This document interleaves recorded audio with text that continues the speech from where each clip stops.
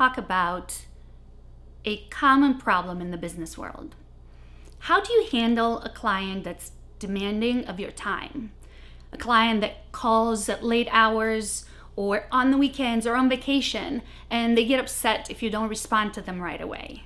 I'll read you a Facebook post from a friend of mine that's about this. I have several clients and prospects who get upset when they have trouble getting a hold of me or when I don't respond in 24, 48 hours, even if it's a weekend or I'm on vacation, and they get an out of office message. Any tips for how to handle?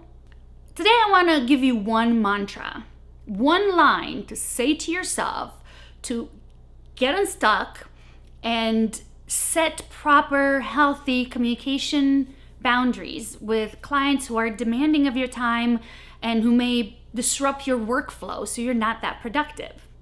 Now I'm going to give you this mantra in just a minute, but first let's talk about the why. Why is this happening? Because if we understand the why, we can find a solution. People report that they can't set healthy boundaries because they don't know how to communicate them, or they're afraid they're going to lose the client or lose their jobs. And it appears that overachievers tend to have this problem more than other people, particularly insecure overachievers.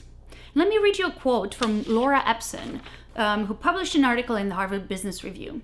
She says, "Elite professional organizations deliberately set out to identify and recruit insecure overachievers.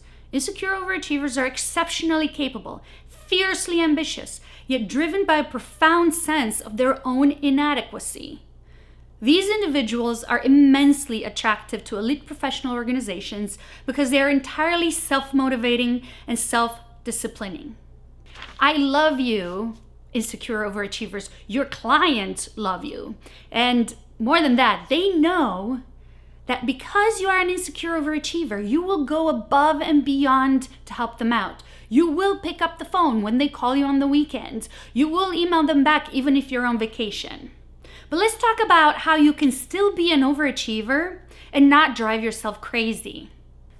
Now, just as you knew that you need to set boundaries, you know how valuable time is. But what you've forgotten is that you own that time. It's yours. Every minute, every hour, every day, you own that time. Every vacation, you own that time. Not only that you own it, you earned it. It's yours. It's your time. It's up to you to decide how you use it. How you use it to keep your commitments to your clients, how you use it to have a productive workflow, how you use it to do your job best. So now that I gave you this mantra, and I want you to say it over and over again, I own my time, it's going to be a little easier for you to actually set boundaries. It takes three things. One, your mindset. And you're going to repeat the mantra, I own my time. But it also takes confidence, and those two go hand in hand. Two, processes and structure, and I'm going to talk about that a little bit more.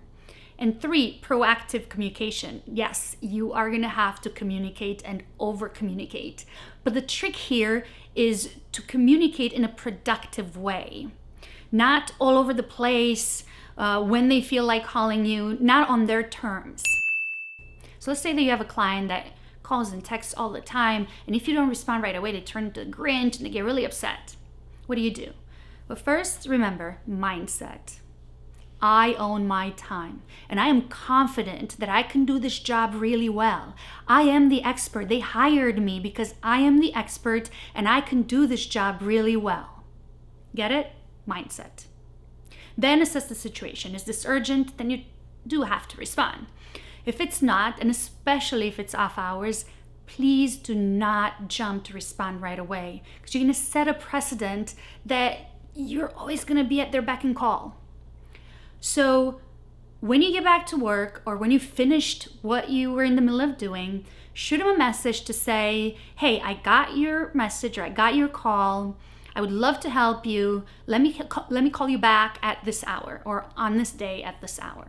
One of the most effective solutions we found to this is to create what we call a parking lot, a space, a document, a database where we can collect these ideas that come to us in bits and pieces from phone calls, emails, and texts from our clients. So I highly recommend channeling all of these bits of inquiry into a parking lot. and then addressing them all at once. That is going to be the most productive way to do this. Next time you talk to your client, it is okay to address it. And it could be as simple as saying, hey, I really enjoy our conversations or our message exchanges. And apologies in advance if I can't respond faster. I have my own process, my own way of doing things, my own way of being productive, so I can do my best job for you. But I assure you that your questions and comments and ideas will get addressed. And here's how we're going to do that. Also, it's important to let them have a say in it. So ask them, how do you feel about that? Like, how can we make this work? Now, in those situations where the client gets really aggressive because you're not responding fast enough, they may be offensive or raising their voice or hurting your feelings. It's really important to think if this is then the right client for you. We have had to let clients go because our communication styles or expectations didn't align. In some cases, it wasn't even that they were aggressive. We just weren't the right fit. So it's important to make that decision. If the client is not right for you, you need to let them go, because by keeping them, you're just going to disrupt other areas of your organization. You're going to lose money. It's just not productive.